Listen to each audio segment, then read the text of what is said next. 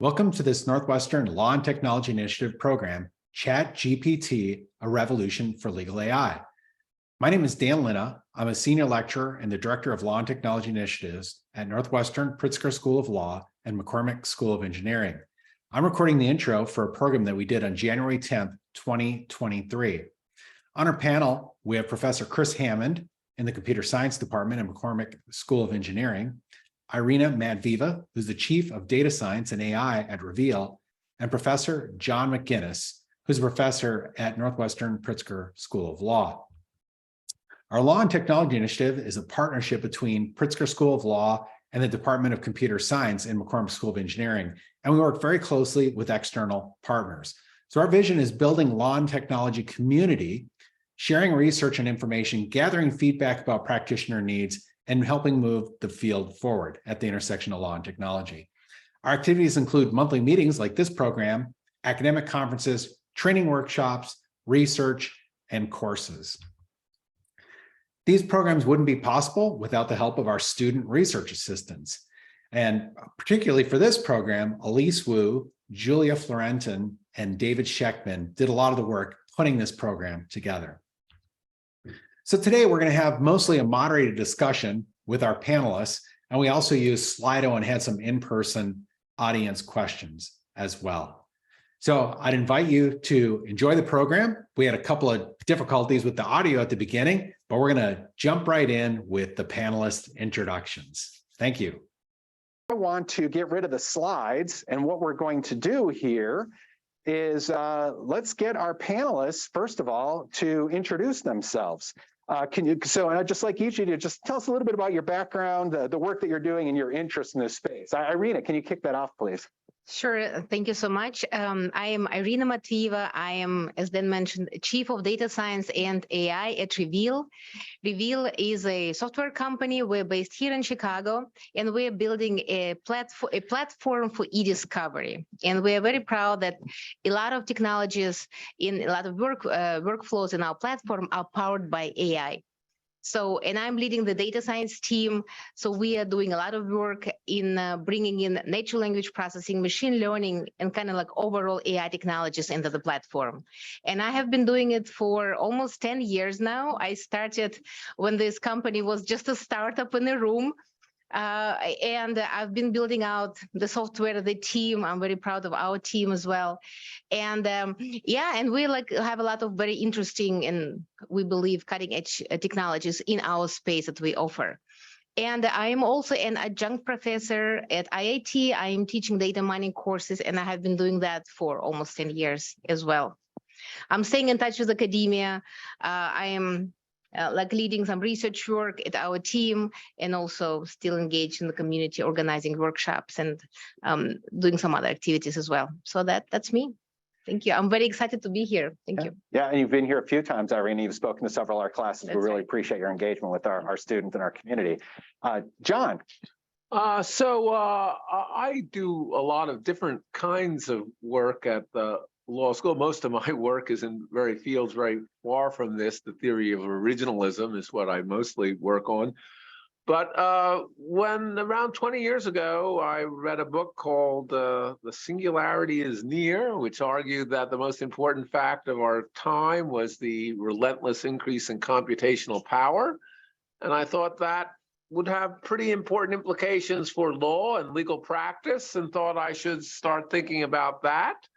And around 10 years ago now, wrote a piece called The Great Disruption, How Machine Intelligence Will Transform the Role of Lawyers in the Delivery of Legal Services, and focused on the fact that in every aspect of law, machine intelligence could prove disruptive, and that the fundamental fact for my students was they would be working in a world of machines that would somewhat machine some of their work away. And so the fundamental issue for them, and since I'm a law professor, I should think about it myself, is how are they going to navigate their career in a world of machines? And so I've kept my hand in, looking at the developments and thinking about how it will change the world of legal practice, and how it will make practice, I think, better for people, although not necessarily for the consumers of law, although not necessarily for the producers. And I'm speaking to a room full of people who are going to be in the production side. And so that's my interest in this space. And stick around, because we have some ideas on how to mitigate some of those risks for you too. We'll talk about that later on. Chris. So I'm Chris Hammond. I'm a professor of computer science within McCormick. And in particular, I work in artificial intelligence. And even more in particular, I work on language generation. Language generation based upon sort of more ephemeral data, the data in the moment. So my interest in this is actually, I mean, I think is obvious. That is to say, I care about the nature of the language that we understand, but the machine struggles with. And what we're seeing is the dawn of a new era, where the machine is struggling less with language. And the question is, in having it struggle less with language and be better at language generation, are we going to take away one of its fundamental characteristics, and that it's really exceptional with data and tight analytics? So this is a fascinating era for me, and I got to admit, the number of people who are here, both in this room and in the room next door and online, and the number of people who are fascinated and embracing this technology is astounding to me and exceedingly exciting. Thank you, Chris. For me, I've been teaching here at Northwestern now. I'm in my 5th year and focusing on this intersection of law and technology, specifically how technologies are changing legal services delivery, changing courts, changing the law itself. Before I joined academia, I practiced for 10 years. And before that, I worked in information technology, getting companies kind of into the digital age, taking their paper-based processes, finding ways to augment and automate some of the things that humans do. So very excited about the possibilities and really looking forward to this conversation. When we did our planning call, one of the things we thought was really important is just talking about functionally, what is ChatGPT, right? And talking a little bit about different types of AI tools and the different way computational technologies are being used in this space. Irina, you're going to tell us a little bit. OpenAI's ChatGPT is built on top of one of their large language models, and there's a lot of different types of large language models. But can you just tell us a little bit what a large language model is, and some of the ways you're using them as well in e-discovery?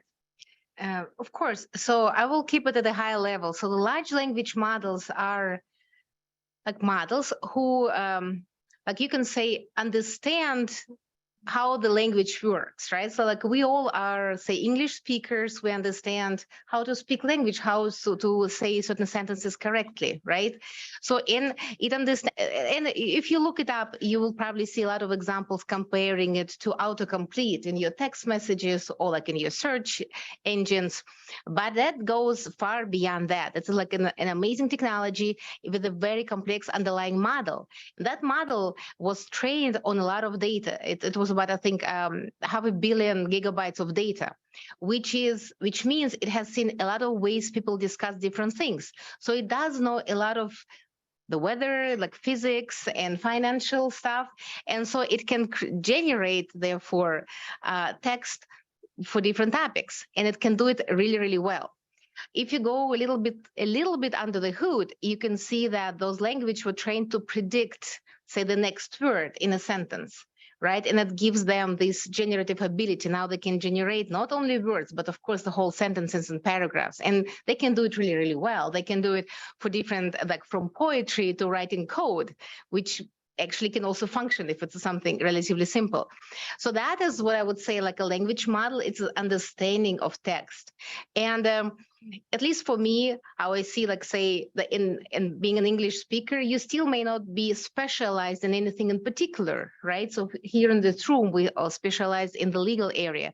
So then you're becoming more like experts and gaining expertise in particular areas. And that is like further steps are required to really focus those language models on something in particular, right? And that is, I think, to me, ChatGPT is like, it's almost a solution, right? You take this language model, the knowledge of the language, and you take it multiple steps further to be more useful in a particular area. Thank you, Irina. And so building on this theme of AI is not one monolithic thing. There's lots of different types of tools, and then there's lots of different instances of those tools. Chris, can you tell us just a little bit about ChatGPT specifically and how that was developed? Well, I mean, again, it's a statistical model, and a really good way to sort of envision this, or a good example I think that's useful is, I'm going to ask you to finish the sentence. Chicago is often referred to as the second. Say it as though you know it. Chicago is often referred to as the second. That's right. And the reason why you're able to do that is because you have seen that over and over and over again. But if I say to you, before moving to Chicago, John lived in, you got nothing. You got nothing.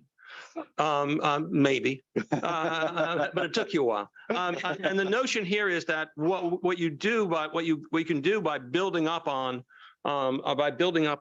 example after example after example is begin to see the patterns not only in the language but in the the structure of the language, but in the words themselves that are being used. And so things that are sort of true and etched in stone, you will actually be able to learn and you'll know them. Things that are more ephemeral, maybe a little less so. The thing that's astounding about ChatGPT is the kinds of controls that you're being provided by the ability to craft prompts. And people often think of it, we'll look at it and think it's being very creative. And it's like, no, it's not. It's doing what it's told. If you tell it to, if you ask it to tell a story about a bar fight, it'll tell you a story about a bar fight. If you ask it to tell you a story about a bar fight, but in a noir style, it will take those two sets of things that it's learned and have merged together, and each one will have their predictors. Each one will predict the next word, and that has to find sort of an average ground. If you ask it to do the same thing in the style of Hemingway, you'll get a different thing because it understands it has the statistics for Hemingway.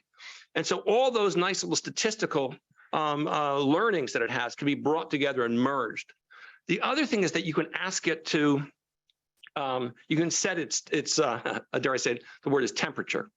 That is, you can ask it to generate either the most likely word, the most likely next word in a sentence, and it will do so. And so you set the temperature to 0.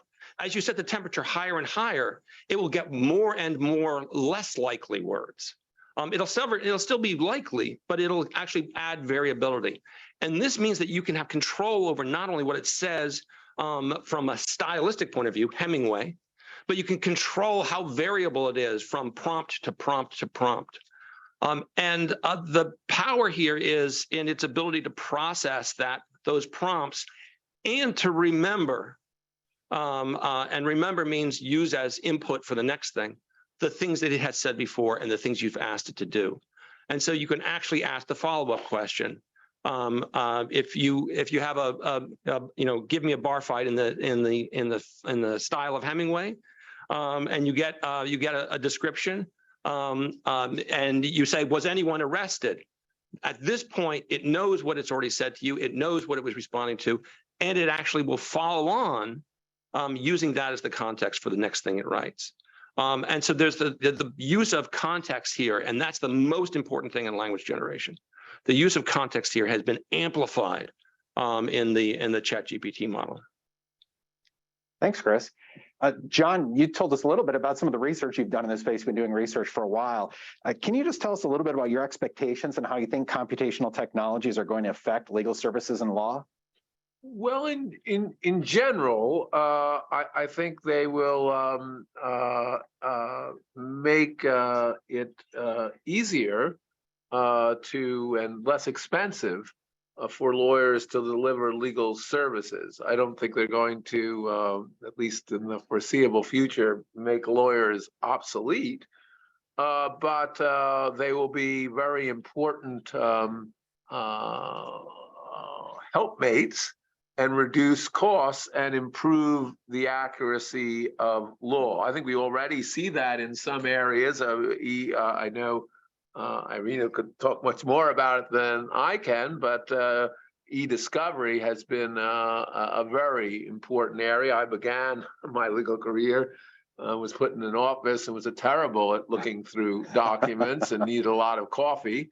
But machines can do that without ceasing, and I think much more accurately, at least if they're programmed on the words than I can. We certainly see that as a reduction ultimately in cost and improvement in accuracy. And we also see that in legalized, in legal search, always searching for the right case. And go back to the 19th century, and they said what a great lawyer does is he ransacks all the cases since the Norman Conquest and finds the exact right case. Well, it's hard to keep all the cases in mind since the Norman Conquest, and computerized search does a lot to help you do that and improve accuracy. I think here we're likely to see improvements in other areas. I think in ultimately in writing and brief writing and transactional law. Now, I would say, and I should mention that before coming here, I downloaded some of the discussion of the head of OpenAI, and he sees legal services as being a particular target for OpenAI. And I don't understand all of the technical aspects on this, but he would build over a general language platform. He would build a sort of legal platform which would move the understanding, put that in parentheses, of the machine and the predictive into the legal space. I would note also that's interesting jurisprudentially. It suggests that there really is a language of law that's sort of embedded in natural language, and that's actually a debate in jurisprudence whether what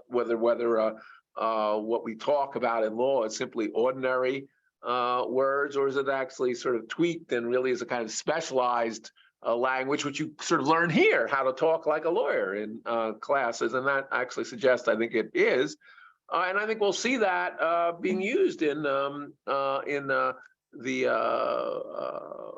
brief writing. And I think it's important to point out that doesn't mean that we have fully formed brief, but this will be helpful as a first draft. And I don't know whether to talk about it here or talk about it later. I've started to experiment and tried to look at the positives and the limitations in looking, for instance, at how a ChatGPT would defend Citizens United, a famous and very disputed case in constitutional law. And it does, I think, in many ways, a superb job, particularly given the time that it takes. Although it does make one error in its description, and maybe at some point I'll talk about its limitations. And so the question, I think, for people in this room, students, will be how are you going to add value in a world where some of the more simple tasks are going to be taken away by machines, even perhaps the first drafts of simple briefs. I think it's very good for, as I said, legal consumers, because we have a lot of unmet needs in law, and it will be very good to have a cheap law, even if it's not perfect. That's better than no access to law at all. I agree with that. There is a huge issue when you're looking at this technology and all technologies as being brought to a task, and that is, you've got to really understand what the length and breadth of the technology is, where it collapses, and make sure the task is not one that demands something beyond its limits. So I'm going to give you a super simple example. We asked it to generate a description of our master's program in artificial intelligence. And it did it. I mean, and this is a phrase I hear over and over again as people are talking about ChatGPT. It did a decent job. It was missing two things. One, it said it was a 2-year program and it's a 15-month program. And two, we tout a lot of and publish a lot of work about our industry relationships, and it missed those. And I looked at that and it's like, okay, why? Well, the 2-year is because most master's programs are 2 years long. And so it skews towards that. And so it's talking about a master's program. And it's like, well, someone mentioned it, 15-month program, but, most people mention the 2-year program. I'll say 2 years. And then the industry relations, most other programs don't have those industry relations. And so it's like, it's not a thing that it's likely for it to be talking about. And those two are really important. One is skewing towards the norm and omitting things that are not part of, again, the norm. Looking at problems where what you want is an answer that is, I love the phrase, best practices or conventional wisdom. Those are marvelous places for statistical methods. But if you start wandering into the realm of the bespoke or the unique, which I believe you think of yourselves as doing, there are problems. There are problems, and you've got to be very, very aware of what the length and breadth of the technology is and where it collapses. Because if you don't, you'll actually try to have it do something that it really isn't designed to do. And that's a dangerous place to be, especially for a system that is so unbelievably fluent that it's convincing. I think one of the things that you probably are, they don't say it explicitly, one of the things you're probably trained to do is be so unbelievably fluent that you're convincing, no matter what you're saying. It's very good at that. And that is its own little danger. Every time one of these tools comes out as well, Chris, I think there's on Twitter, there was a discussion about every legal task that's done. Well, how well is ChatGPT going to do? And it's going to replace that. Writing contracts, right? I think there's a fair bit of skepticism about, is it accurate enough, reliable enough? Is it really going to be writing contracts? Is that the kind of thing you want to do? Giving advice about landlord-tenant matters. There's a lot of tools that are rule-based tools that actually seem to do that pretty well. Would this displace that? How might it augment that? There's work being done on programming languages for law, creating new sort of languages to actually make it easier to reason. And can you just talk just a little bit? I mean, there's different approaches to solving some of these problems that might be more appropriate in certain areas too. For me? Yes, oh, sure. Yeah, I mean, I'll tell you, I mentioned I work on language generation. I work on language generation in a very different way. That's based upon, I have a data set in front of me. I don't understand the data set. So I have to do some analysis of that data, come up with some facts, and then generate those facts. And just turn those facts into language. A very different kind of technology. It's not good for telling you about the common things that are happening in the world, that have happened in the world and will always happen. But it's great at the ephemeral, at what is happening today. And how can I communicate it? And I think that's again, I'll go back to that. The most important thing is understanding the nature of the task. And so rule-based systems, when they're nicely confined, are super useful, especially if we have rapid change, because rapid change is hard to deal with in language models. But if you have something that is solid and there's a lot of text around it, which is why I think the law is, it makes perfect sense. It's not that there's not irregularity, but it's solid. And there's a ton of text that you can use to subsequently train a system. But doing things like looking at a contract and deciding whether or not, looking at if you change one clause, what are the implications for the rest of the contract? It's not clear that's a task that you would really want a language model for. Or even to look at a contract and say, what have I omitted? What have I forgotten? It's not clear that you want a language model for that either. And the irony right now, I think, is in the law and computation, is that there's a huge push about looking at contracts as programs. That is to say, there are things that you can look at programmatically. That is, as things change, other things, as one thing changes, other things in the contract are fired. Are brought up the way you'd see something brought up in a program. Language models don't help you there. And so that's pushing it into, maybe we don't need that. But then the sad thing is then maybe we won't do the analysis that I think is actually crucial to understand the underlying reasoning. Because if you've got somebody who's seen so many contracts that it can just spit one out, then you don't need to, quite truthfully, you don't need to know what's going on in the contract. If it's good at what it's, if it's good at its job. So there are a multitude of technologies that can be brought to bear. And this one is, this one is so outrageously compelling, though. But it's outrageously compelling because we only know of one. For years we only knew of one thing in the world that could generate language, and that was us. And so we look at this thing and we think, oh my God, it's like us. And there's a moment where you have to realize, no, it's not. The underlying mechanisms are completely different. And so it might be good at taking a test, but it might not be good at doing genuine reasoning or being imaginative or thinking beyond the moment, overcoming functional fixedness. There are all these things it might not be able to do at all or ever do because of the nature of what the underlying structure is. But it is a compelling experience. I mean, it's a really compelling experience. And I just would like to add to that. I think Chris touched on so many important points. And one is that really understanding the limitations, right? And you may remember a couple of years ago, or like in the last few years, I should say, we've been talking about the GPT models, GPT-2, GPT-3, they all have been making headlines. But for some of them, especially earlier models, the limitations were somewhat more obvious.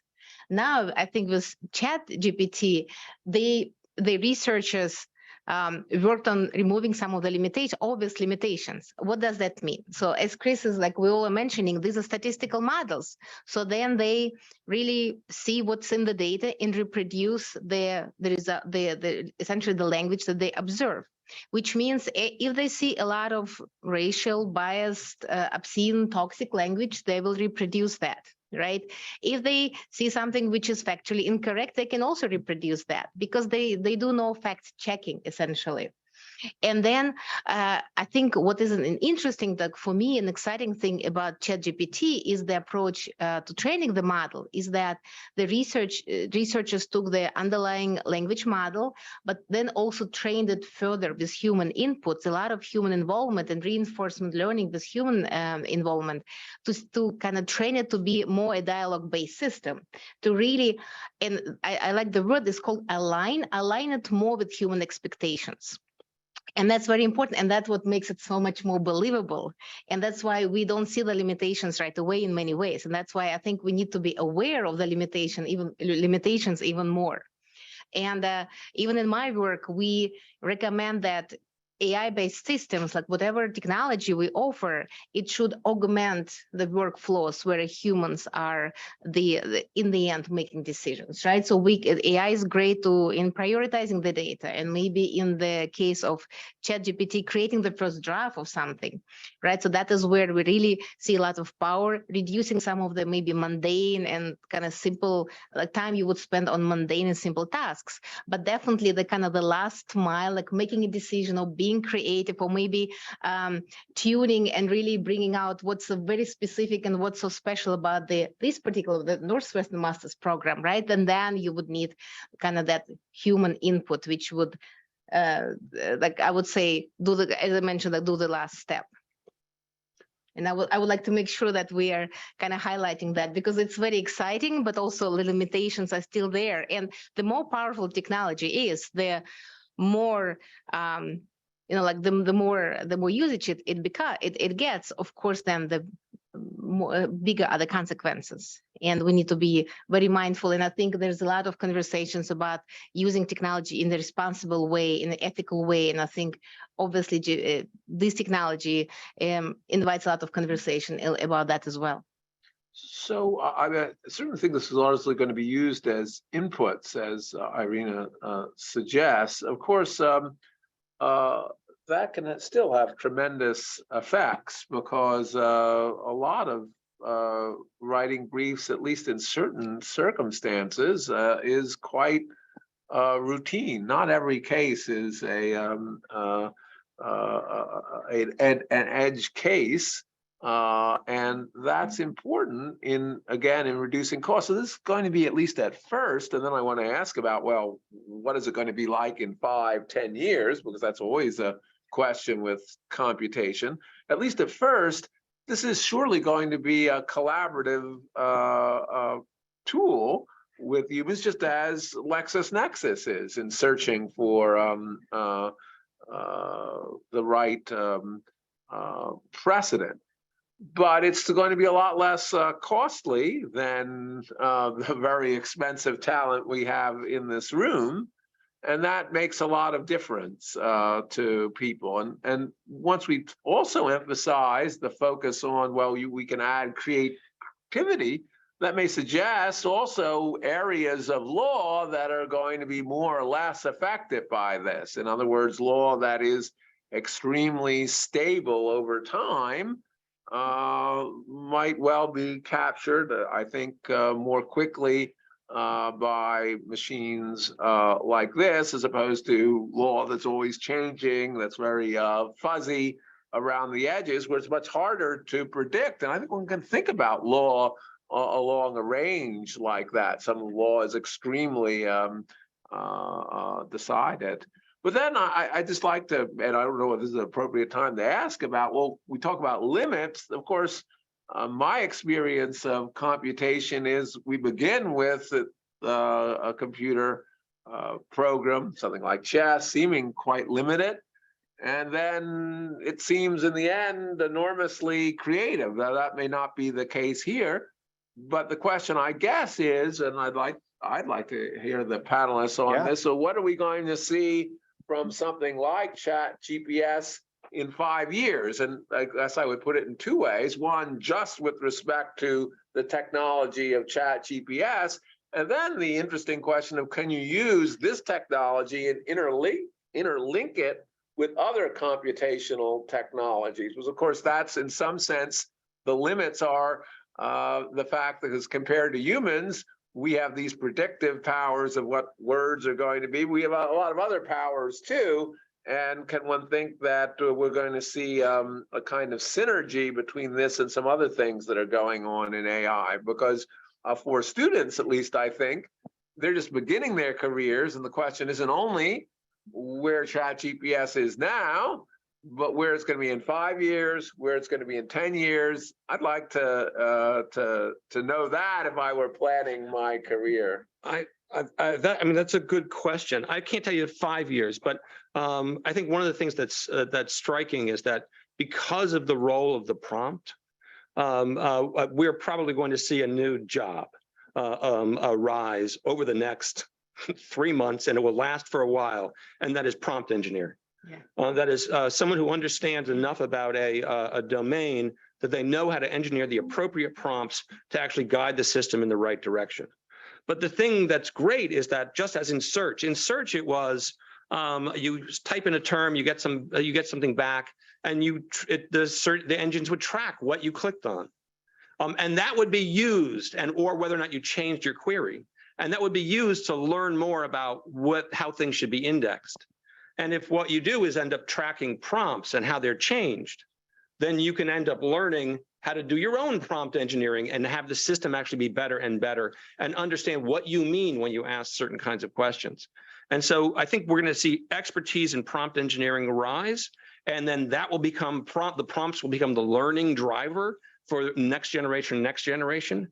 And then there is that notion of how do you integrate this with, how do you integrate something that is doing its reasoning based upon a whole bunch of words it's seen with something else that's doing its reasoning that's like a data scientist, that's looking at data and doing data analytics. How do you merge those together? And I think that's going to be an interesting challenge. And then how do you actually merge the technology with search? Because the notion has been that, oh, this could replace search engines.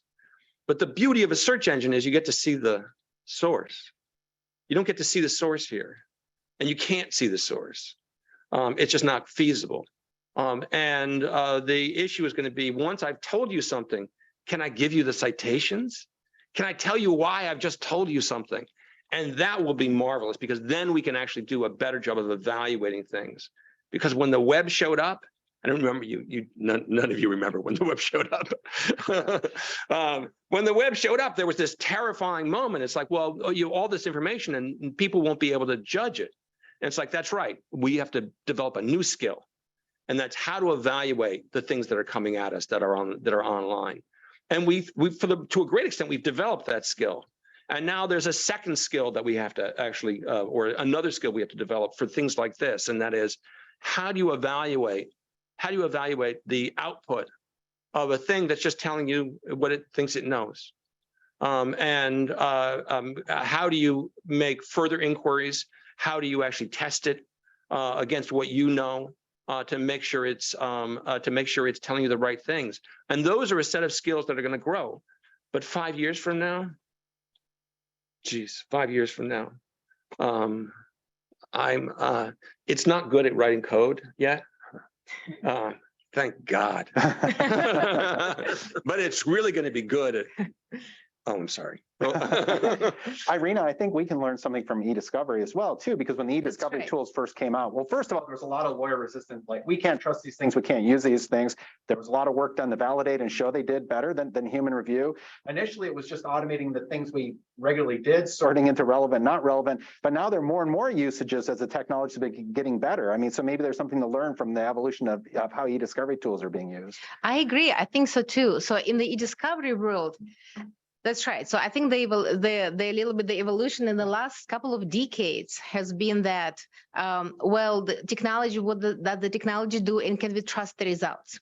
And, you know, the legal community is very, I would say, conservative in the rightfully so. I completely appreciate that. So it's very, so we have a very high degree of responsibility toward our own clients, right? So if we produce something, if we investigate a case and we find some pieces of evidence, or if we do not find some pieces of evidence, right? So then we have a lot of responsibility to justify and make sure that our processes are correct. And actually we do find as much evidence as possible. So then our platform helps our users to do that. And then we use technology. And then this is why our clients always ask, what is the performance? What can I expect? What will your technology miss? Right? So then they can adjust their workflows accordingly. And that's very important. I always like this kind of set of questions to ask. Not only what can this technology do for me, but also what are the limitations? What will it miss, right? And you always kind of build in the mistakes of the technology into your workflow, right? You know the weaknesses, and then you do something maybe else to check for other types of information, let's say. But now I see the trend towards having very large sets of data in legal cases, like 10, 20 million documents is an average case. Like you always have to use technology to be able to cope with that amount of data, to find evidence, to find information that you need. And I think, to me, I see the parallel with ChatGPT. We have such a world that we need to produce a lot of information as well, right? All the chat messages, like briefs, communications that we as humans produce, this amount of information explodes exponentially. On the e-discovery side, we need to deal with that data, investigate the data, but also as humans, we produce that. So any help we can get in form of ChatGPT, I think is very helpful and very useful. So that is why I think as we just like the demand for information increases, then we will look for tools to help us with that.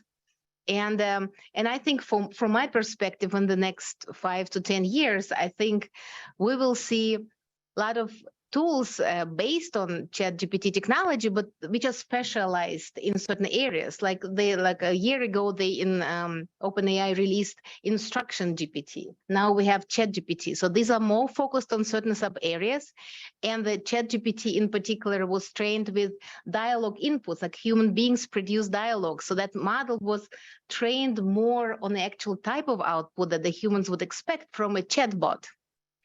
So then I can envision legal bots, which are trained more on legal data and kind of the way we write maybe legal briefs and maybe some other type of legal documents, legal contracts, and so on.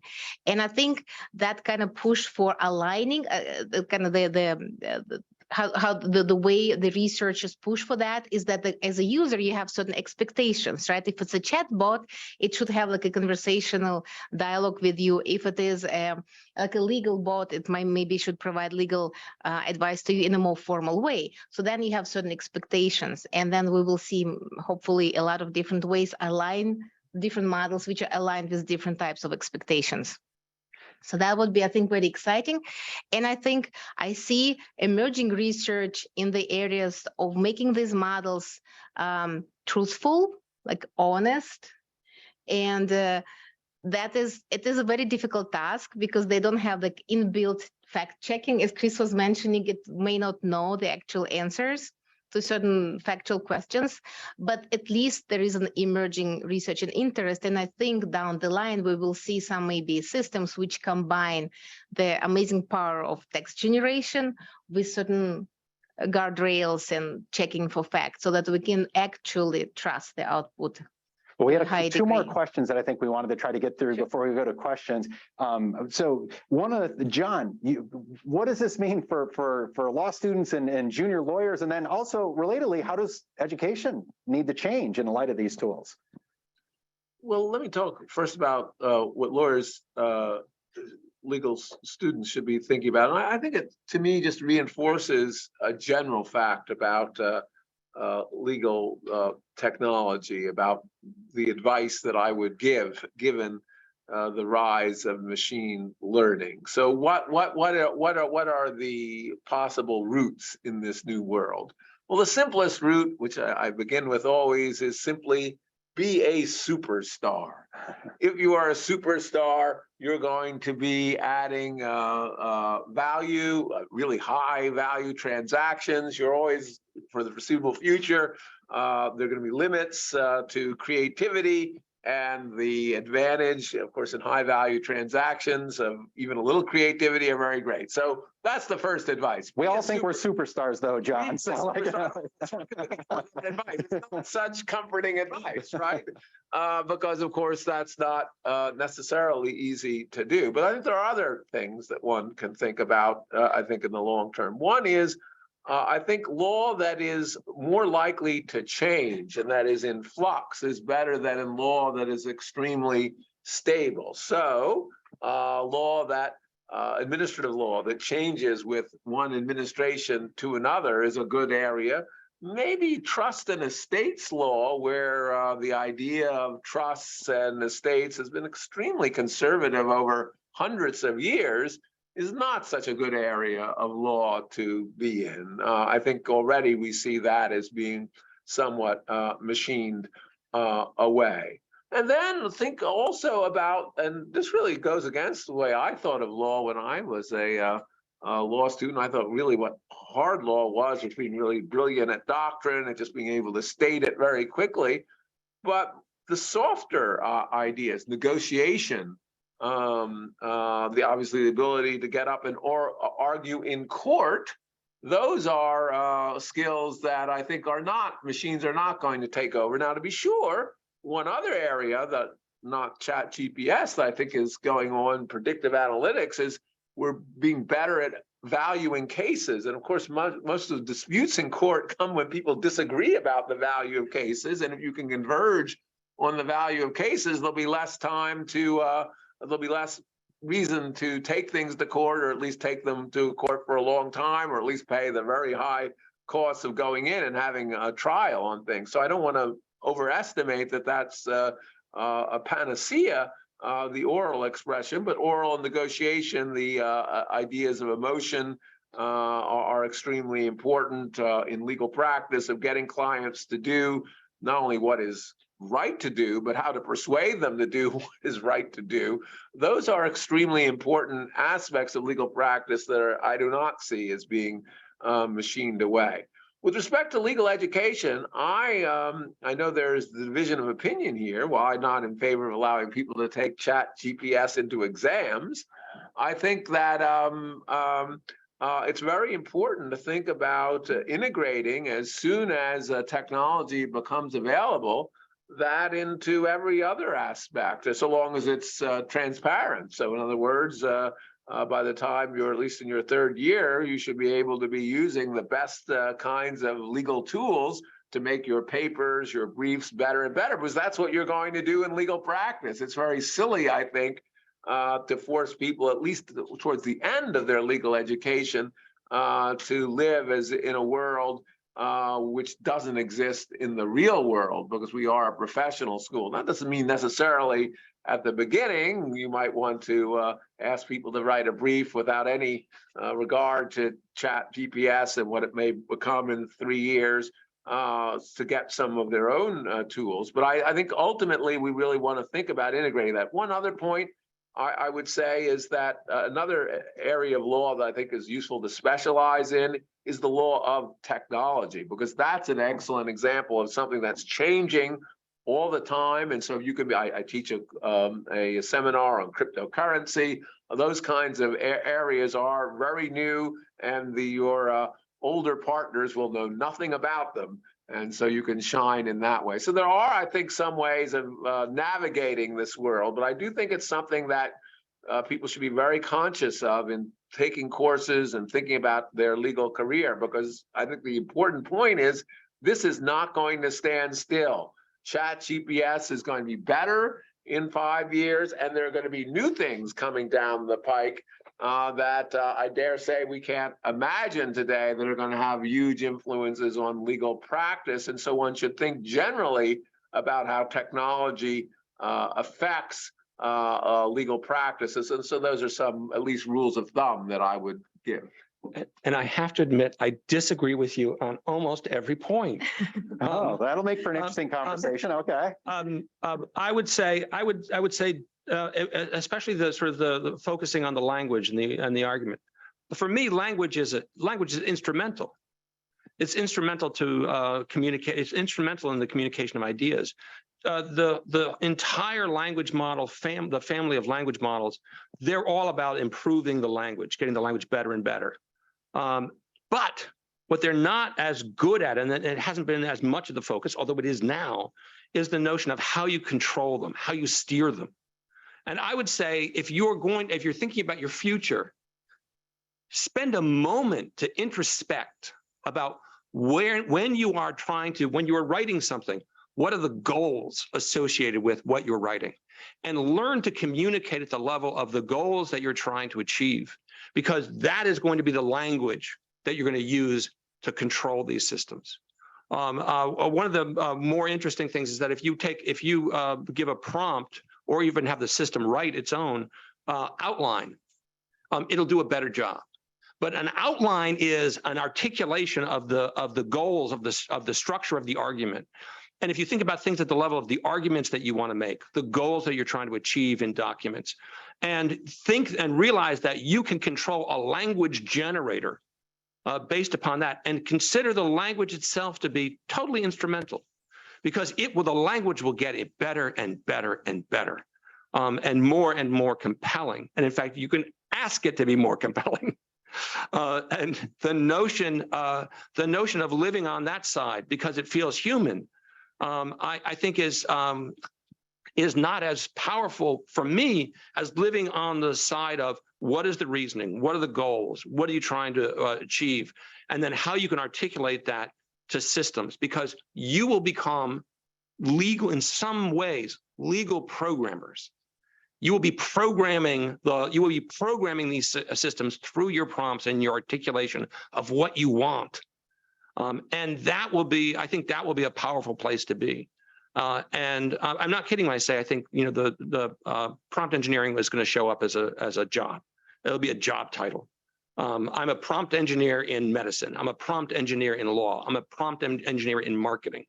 And that skill of controlling these systems will be tremendous. And if that is a skill you have, then the tools that you're surrounded by will be tools that will serve you, as opposed to you serving them. Irina, can I just go ahead, John? Sure, yeah, sure. I just don't disagree with that. I don't see any as that. I think that is completely consistent with what I said. I don't see that. It was the focus on the argument and mediation. I don't think there's any disagreement there. That it's obviously good to be able to bring human governance to these tools. The question is still what this is going to, on the whole, mean that people are going to be able to bill less for simply writing briefs, and on the other hand, negotiations going to still be a very important element that computers can't capture. So I don't see there's any disagreement here. I see this is just really, in some sense, two different two complementary ways of making taking advantage of human skills vis-a-vis computers. Okay, And- negotiation I think is going to fall too, but that's And I just like to answer from a slightly different perspective, but actually agreeing with the other two panelists. I saw it on the LinkedIn the other days. The comment, the technology will not replace you, but people who can use this technology really well will replace you if you do not use the technology. So I think that's kind of summarizes on a maybe like more funny level what we've been discussing is, and I think embracing the technology and seeing how it can be your assistant, right? It will help you to get maybe started on some writing some briefings, whatever that, searching for information, kind of save you time, and then you can use that time to be more creative. And so interesting, I've been like just kind of out of curious, being like in teaching myself, I've been looking at what like teachers are saying about this program, and like some school systems actually do not allow it in classrooms, so they don't want the students to take advantage of that. But I read some interesting opinions of English teachers who were saying, well, I see students struggling with just like a blank page, and that gives them a starting point. And still my best students will take that ChatGPT produced input and make it even better. Like they will add that extra kind of special thing that only they can add. And some students who, maybe do not have that, but at least they will have a very good starting point, and it'll facilitate their work and their studying. So they were very open and very excited about the technology as well. Yeah, there's some discussion in the chat here about cheating as well, too, right? And I think Yes. that, I think this builds in with what John is saying. Is like we should be training students to use these tools, use them responsibly, and it's going to require us to change how we assess students as well, right? And maybe the way we assess students in law school isn't the greatest anyway right now. So we have to, there are a lot of things that this is going to cause us to rethink. Before we go to questions, the last thing I want to touch on, and we touched on this a little bit throughout this, was just concerns about bias as well. And this particular system has some guardrails to try to prevent biased output. There may be some pros and cons about those guardrails as well. I mean, Chris, do you want to just talk about concerns about the more that we bring this into legal systems? What do we do about bias? You can't get rid of bias. I mean, when having a system say, oh, and the MSAI program at Northwestern is a 2-year program, that's bias. It thinks that that's what master's programs are. They're 2 years. They've done I think that OpenAI, because they had to, has done an exceptional job of trying to get rid of bias associated with protected categories. But there are other biases in this system that are not quite visible to us. And it might very well be that, for me, it's always, John went to Yale. Yesterday, he was arrested for. John went to Florida State. Yesterday, he was arrested for. What he gets arrested for differs based upon where he went to school, which is bias. So guys who went to Yale, they get arrested for white-collar crimes. Guys who went to Florida State, white-collar crimes and other crimes. But you will go to Yale, you only steal from the wealthy.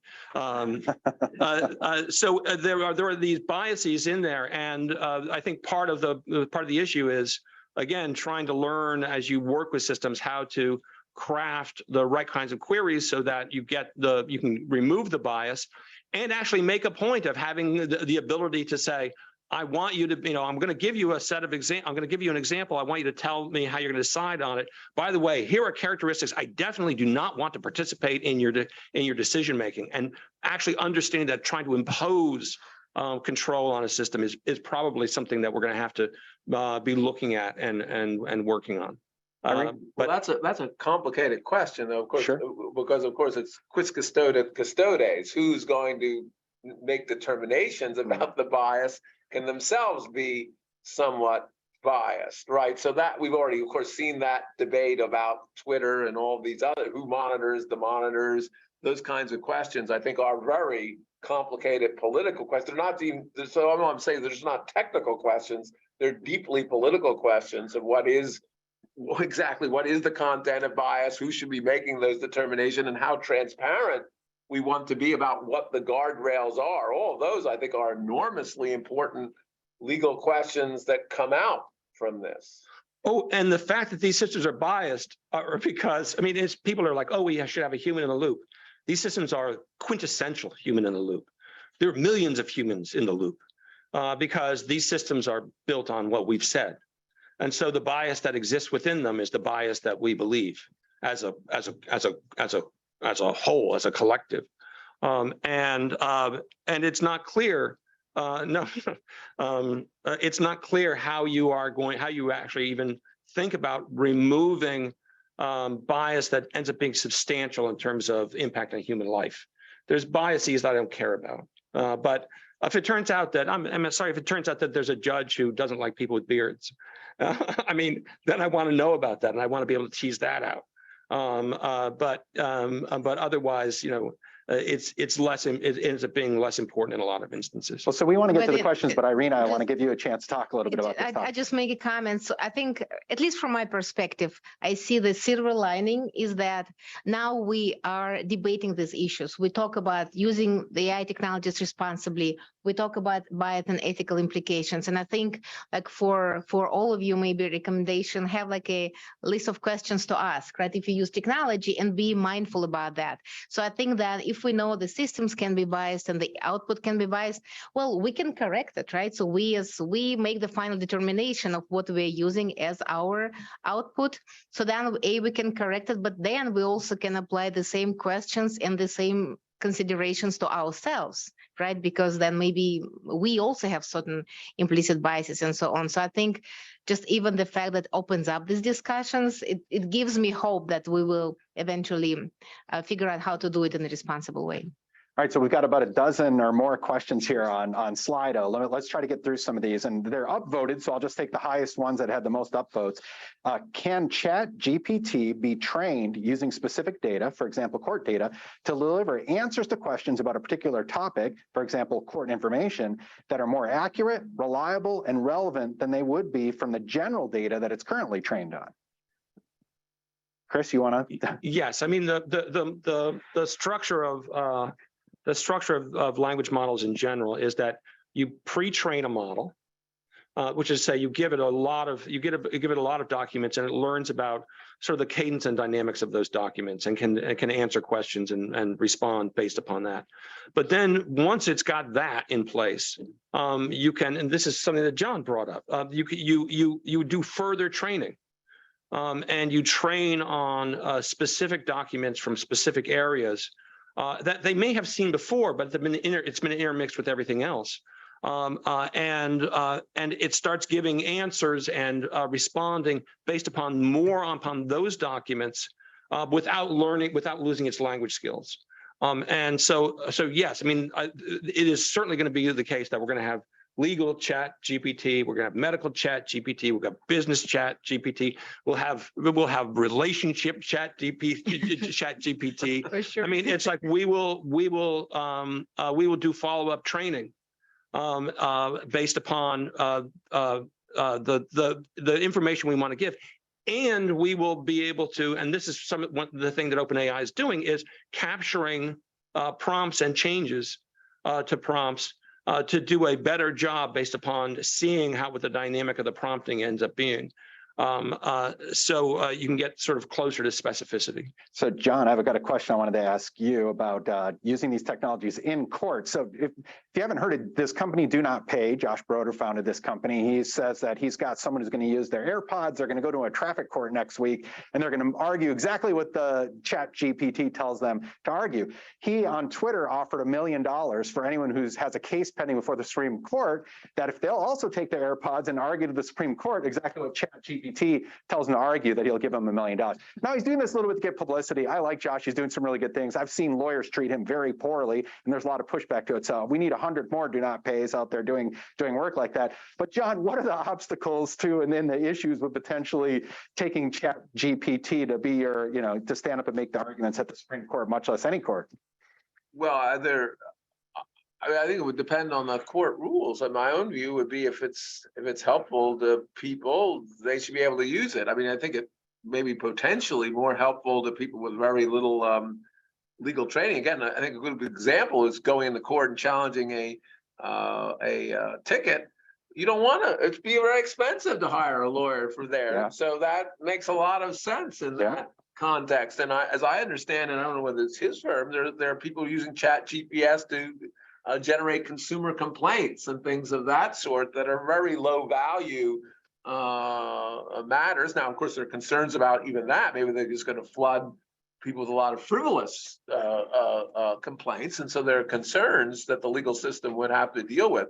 But I think it depends on a case-by-case basis. I do not think anytime soon some Supreme Court advocate is going to have Chat GPS in his or her ear. That is something that I think is going to be the last barrier to fall.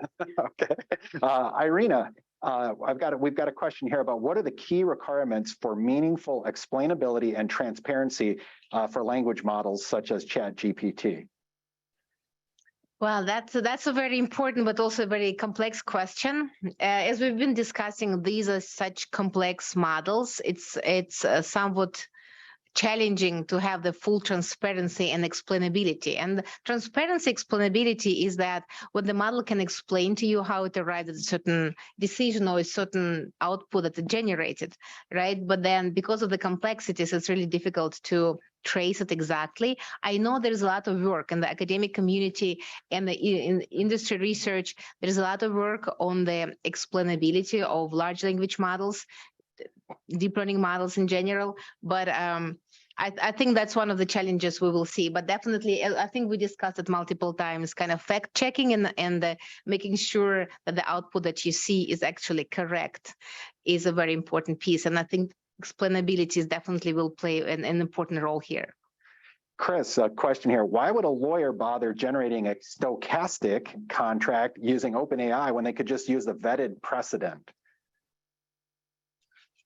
A vetted precedent. I'm not sure. I mean, if we're talking about a vetted precedent in terms of just a existing piece of boilerplate, whichever is faster, easier, whichever is faster and easier. The thing is that a boilerplate you can't control. I mean, it is what it is, and depending upon where you are in your process, you might want to have more fine-grained control over what it is that you're generating.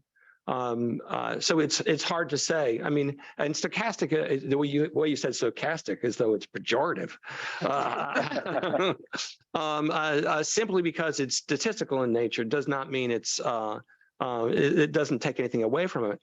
And if we do things at the level of like the clause level, I much prefer having a set of clauses that communicate what I want to communicate, but do so in a way that is common, conventional, best practice around it, and that's what you get out of these models. And so it's the level of control, whether or not you can get fine grained. But I would love it to be able to say, here are my goals for this contract. Here's what I want generated. And by the way, this is with this company, and we've worked with this company before. So make sure you don't generate anything that they've already said no to. So if it don't, you've gotten a red line contract in the past as input. So give me the clause that came out of that as opposed to the clause that went into that. There are all sorts of things that you could do to make it better, as long as you understand what you're thinking about at the level of goal and experience. Irina, a question that got upvoted here several times that I think you can answer is, what data is it trained on? Is it a wiki and such? I mean, what do we know about the training data for this particular large language model and then also other large language models? Yes, that is, it's Wikipedia as well, but it's a lot of data from the web, a lot of conversational websites, social media websites, and I think like books as well. Definitely. So this is kind of the beauty of that, because it has like a much more diverse set of data compared to previously trained large language models. Okay. Chris, what can we do once ChatGPT becomes paid only or limited access? There's some free tools out there and other tools emerging. I mean, what would you say to that? I think it's going to be a while before it gets to be turns into a paid tool. Primarily because there's that the core axiom, and that is If you're not paying for something, you're not the customer. So every time you use ChatGPT, yeah, you're helping to build out the training corpus to improve it. And when we hit the asymptote on that, then it'll become something that looks like a paid model. I think we'll probably always have a general open unpaid model. But my guess is if we build a legal ChatGPT, you're going to have to pay a lot of money for it. And when we get to specificity, those will become things that can be monetized. But Microsoft wants to use it to improve Bing. Pay for Bing, but you pay for Bing in other ways. So that is, you're there and you have advertising around it. And I can see a model easily growing up around it to make it possible to have it be free all the time. Okay. If we have audience questions, unfortunately, they didn't leave a mic in here, but if you could come up here and I'll have you ask a question. I'll ask one other question first, and this is a challenging question. John, maybe you can help us walk through this, but what will be ChatGPT's effect, if any, on unauthorized practice of law prosecutions? This tool has greater potential than the tool TIKD, which in Florida, they found that constituted unauthorized practice of law. They shut it down. It was helping on basic things like parking tickets. Lots of state bars and courts have been pretty hostile to the use of technology. What do you see maybe happening? Two things. One, of course, you can use this as an input, so long as you get help from it and then write your own name on it, that's fine in general in unauthorized practice of law. And then the other point is that once if lawyers become too insistent on that, in Texas and other areas, they've come back and said, well, we don't care, it's unauthorized. This is helping people, the state legislature said, and we're going to prevent lawyers from preventing people from using it. And so I'm not ultimately worried in the long term about that. We need more state legislatures that jump in and say that these tools are fine, used responsibly. A question from the audience. Hello, sorry about that. I'm coming from the world of advertising and publishing, where we saw technology really just fracture everything, and models became tons of bloggers and influencers and things like that. So I was wondering if you're seeing with these lower costs to bill and things like that, are we going to see more a similar fragmentation of big law firms to just lots of solo practitioners, or is it really just going to take apart the entire ability to be a lawyer that maybe some people seem to be able to? Thank you. John, care to speculate on that, or Chris, maybe things you've seen? Anyone who has some insights on that. Years ago, technology destroyed journalism. It just destroyed it. It's back, but it destroyed it in terms of the ability to monetize. It destroyed it in terms of credibility. It destroyed it in terms of fairness. But it definitely did. But remember, the journalists were always poor. You guys are rich. Not all rich, but you guys, there's a more established, there's an established business model. There's an established framework that's going to be hard to get into. But I think the more firms and the more the legal profession fights against this, the more likely it is that when the dam breaks, that everyone's going to get flooded. There's this whole thing of, I don't want to cannibalize my business. It's like, yeah, either you cannibalize your business or someone else is going to eat your lunch. It's one of the two. And right now, you could think in terms of slow and meaningful and thoughtful integration of these technologies into practice, as opposed to waiting until everything's disrupted completely. So I just say two things. One, I don't think law firms will necessarily disappear, because I think they're based on the idea of synergies of expertise. And I think that still, insofar as is going to be a necessary creative element, and as Chris suggests, that kind of control by really creative people, that advantage of that synergy isn't going to disappear. I do think it's going to have returns to probably the best lawyers who are going to have this high creativity. There's a famous article, which we haven't mentioned, by a University of Chicago economist called Sherwin Rosen, who talks about the technology, how it creates superstars, and that, for instance, when you were the best string quartet within 50 miles, you did pretty well, and the 18th century. We're the best in quartet within 50 miles today. Well, that's not so good because, of course, the technology of audio goes to all sorts of people. I think there is going to be a real emphasis on to quality in different ways. People can do a lot of things, simple things quickly, or can add a lot of creative value to high transactions. I do think that is likely to be I think already we've seen that in law, and I think this technology is likely to increase that. All right, I think we have time for one more. Go ahead, Irene. And I just wanted to, Kat Casey, who is a colleague of mine at Reveal, I really like her analogy. She's saying that technology, like AI technologies, is like a Superman suit. You know, that it takes a human being and gives that additional abilities to kind of supercharge what you already have. Okay. So that. All right, so we got you one really more like. question here from the audience. Thanks, Dan. Predictive question for you. How many years away are we from the Northwestern JD program accepting and teaching prompt writing as a guide to machine-aided drafting, even if it's for first draft purposes? Yeah. Well, you're one of our MSL graduates. I mean, maybe, you know. Not in the MSL. Well, we have classes in this area right now. We have several projects in the innovation lab that is starting this afternoon where absolutely this is a part of it. If you're going to test how ChatGPT can do, you have to think about how do you engineer the prompts and what impact does it have? So I guess if I could be a little bit generous for ourselves, I could say we're doing it to some extent already right now. We're just not, you know, maybe haven't focused. Yeah, mainstream.